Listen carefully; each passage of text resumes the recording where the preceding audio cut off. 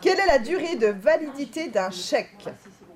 8 jours, 1 an et 8 jours. Contracter une assurance, payer des factures, gérer son salaire, des notions qui paraissent encore très loin, et c'est assez logique, des préoccupations premières de ces élèves du collège de Montureux-sur-Saône, et pourtant les voici mis en situation au travers de ce jeu de société intitulé « Mes questions d'argent », un outil éducatif proposé par la Banque de France en partenariat avec l'Éducation nationale dans le cadre de la semaine de l'éducation financière fin mars. Ils vont forcément être confrontés un jour à ces questions d'argent, ils vont devoir gérer un budget.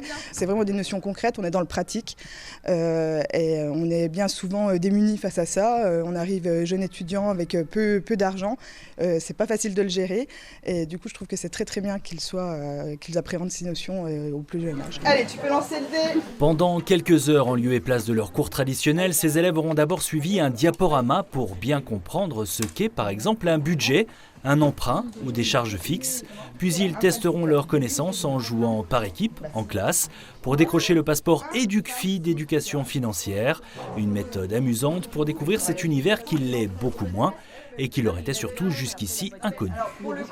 Est-ce que tu as appris des choses, toi? Oui. T'as appris quoi? Les moyens de paiement que les gens à la caisse ils peuvent refuser les paiements et tout. Par exemple, tout ce qui est taux d'intérêt, tout ça, je ne savais pas. Le crédit, c'est exactement pareil.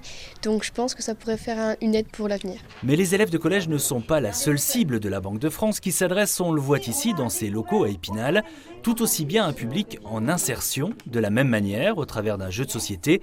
Mais la jeunesse reste la priorité. Ce sont d'ailleurs les ménages de 25 à 35 ans que l'on retrouve le plus dans les dossiers de surendettement.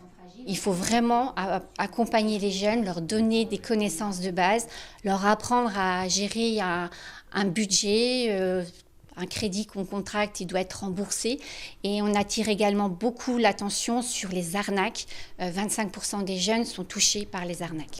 Alors comment justement se protéger des arnaques, mais aussi comment financer un projet ou comment faire face aux difficultés financières? Les réponses sont sur mesquestionsdargent.fr, le portail national de l'éducation économique, budgétaire et financière. Épargner ?